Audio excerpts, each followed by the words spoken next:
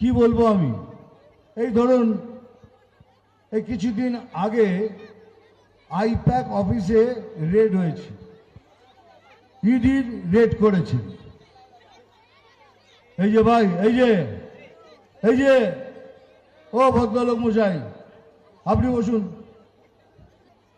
আমার হিরোগিরি করার জন্য আমার অনেক জায়গা আছে, আর 50 বছর ধরে হিরোগিরি করছি।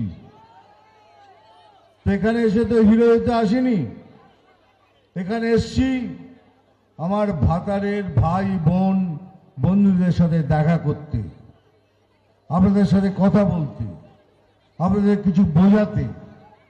আর সেটা কি বলবো আমি, এই ধরুন এই কিছুদিন আগে আইপ্যাক অফিসে রেড হয়েছে, ইডির রেড করেছে। এই যে ভাই, এই যে ও ভদ্রলোক মশাই, আপনি বসুন।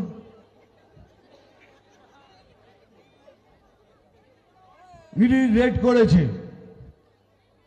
ইডি মানেই বিজেপি নয়, সিবিআই মানেই বিজেপি নয়, এটা একটা অন্য সংস্থা।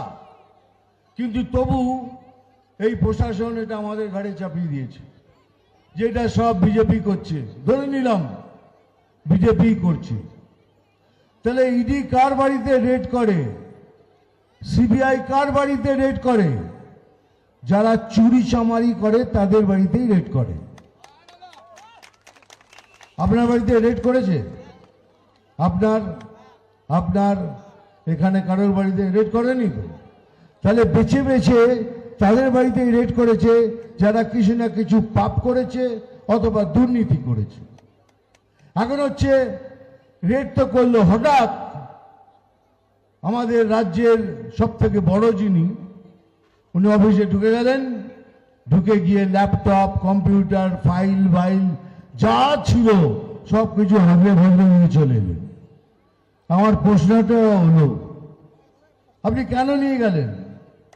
আপনার কিসের ভয়? এগুলো নিয়ে যে গেলেন, আপনার কিসের ভয়?